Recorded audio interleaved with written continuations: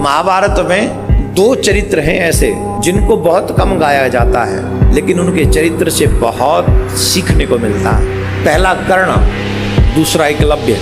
कई लोग विपत्तियों में घिरकर, मुसीबतों में घिरकर नास्तिक बन जाते हैं। कई लोग ऐसे बन जाते हैं कि धर्म ही परिवर्तन कर लेते हैं। जो लोग कहते हैं कि मैं नास्तिक होता जा रहा हूं, क्यों? कि भगवान हमारी मदद ही नहीं करता। भगवान है कहाँ? है तो उसे हमारा दुख नहीं दिखता। तो आज मैं उसी प्रसंग को आपको बताना चाहता हूँ। जब पता चला कि कर्ण, महाभारत का युद्ध होगा, तो महाभारत का युद्ध जब निश्चित होगा तो भगवान श्री कृष्ण ने सोचा एक योद्धा कौरवों की तरफ ऐसा है जिसे अगर पांडवों की तरफ ले लिया जाए तो पांडवों की विजय आज ही सुनिश्चित हो जाएगी। आज ही वो योद्धा आ जाए तो। और उस योद्धा का नाम था कर्ण। किसी और पर न ये जिम्मेदारी छोड़कर भगवान श्री कृष्ण कर्ण को समझाने के लिए स्वयं गए। भगवान ये भी नहीं चाहते थे कि छोटे भाई के द्वारा, क्योंकि भगवान तो जानते ही थे किसका पुत्र है, इसलिए भगवान ये नहीं चाहते थे कि छोटे भाई के हाथ से ऐसा योद्धा मारा जाए। उससे बचने के लिए भी भगवान श्री कृष्ण कर्ण के पास में गए और कर्ण से कहा, कर्ण बहुत आदर करता था भगवान का, बहुत आदर करता था श्री कृष्ण का। तो कर्ण ने भगवान श्याम सुंदर को देखा, प्रणाम किया, आदर किया और कहा, हे माधव बताओ मैं आपकी क्या सेवा कर सकता हूँ। भगवान श्याम सुंदर ने कहा, कर्ण ये बात सुनिश्चित हो चुकी है कि युद्ध होगा और मैं ये नहीं चाहता हूं कि तुम युद्ध अधर्म की पक्ष की ओर से करो। ये जगत जानता है कि दुर्योधन अधर्म के साथ युद्ध कर रहा है और पांडव धर्म के साथ युद्ध कर रहे हैं। पांडवों के साथ धर्म है, कौरवों के साथ अधर्म है। तुम जैसे महान योद्धा को अधर्म का साथ नहीं देना चाहिए। तुम जैसे योद्धा को, महारथी को धर्म का साथ देना चाहिए। कर्ण ने कहा, माधव आप मेरे यहाँ पधारे, आपका स्वागत है, परंतु एक बात बताइए, मुझे इस समाज ने दिया क्या?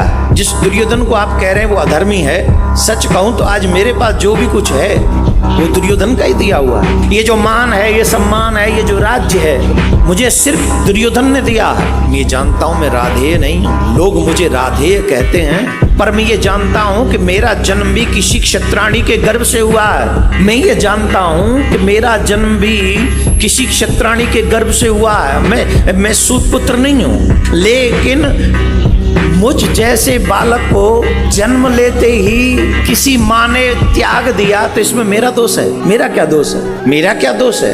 वो तो उस माँ का दोष है जिसने मुझे जन्म दिया। मुझे जन्म ही क्यों दिया?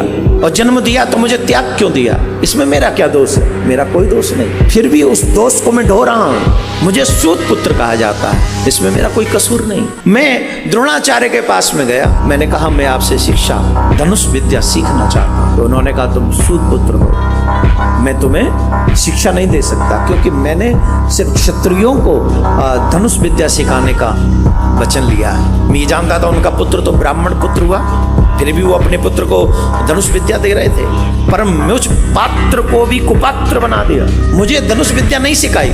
क्या ये मेरा दोष था कि मेरी माँ ने मुझे जन्म लेते ही फेंक दिया, छोड़ दिया, त्याग दिया? मुझे सूत पुत्र कहा गया। मेरे योग्य होने पर भी द्रोणाचार्य ने मुझे विद्या दान नहीं दिया, ये मेरा दोष है। इतना ही नहीं, कृष्ण मेरे गुरुदेव परशुराम भगवान, एक ने क्षत्रिय न होने की वजह से मुझे विद्या दान नहीं दिया, धनुष विद्या नहीं सिखाई, और दूसरे ने मुझे क्षत्रिय समझकर ये शाप दे दिया कि तुमने जो विद्या सीखी है ये तुम्हारे काम नहीं आएगी, तुम भूल जाओगे। एक ने क्षत्रिय न समझकर मुझे छोड़ दिया, एक ने क्षत्रिय समझकर मुझे शाप दे दिया, ये मेरा दोष है। मेरी माँ ने मेरा त्याग किया, ये तो मेरा दोष नहीं। इतना ही नहीं, एक गऊ चराने वाले ग्वाले ने भी मुझे इसलिए शाप दे दिया क्योंकि मैं अनजाने में मेरे बाण से उसकी गाय मर गई। मेरा दोष नहीं था, मैंने जानबूझ के कुछ नहीं किया, फिर भी मुझे शाप सहन करना पड़ा। मैं जानता हूं कि दुर्योधन अधर्मी है, मैं जानता हूं कि वो जिद्दी है, मैं जानता हूं कि वो कुमार्ग पर जा रहा है। मैं द्रौपदी के स्वयंवर में उन सभी योद्धाओं से श्रेष्ठ था जो स्वयंवर में मौजूद थे। वे मत्स्य वेदन कर सकता था, उस मछली की आंख को मैं निशाना बना सकता था, लेकिन द्रौपदी ने भरी सभा में मुझे सूत पुत्र कहा। एक योद्धा का अपमान किया, ये बार बार अपमान सहा है कृष्ण मैंने। आज जो भी मेरे पास है ना वो दुर्योधन का दिया हुआ है, और मेरा धर्म कहता है जिसने तुम्हारा मान रखा है उसको विपत्ति काल में अकेला छोड़कर कभी नहीं जाना चाहिए। मैं अपने दुर्योधन के साथ खड़ा हूं माधव, वो मेरा मित्र है, मेरे पास जो कुछ है वो उसी का दिया हुआ है।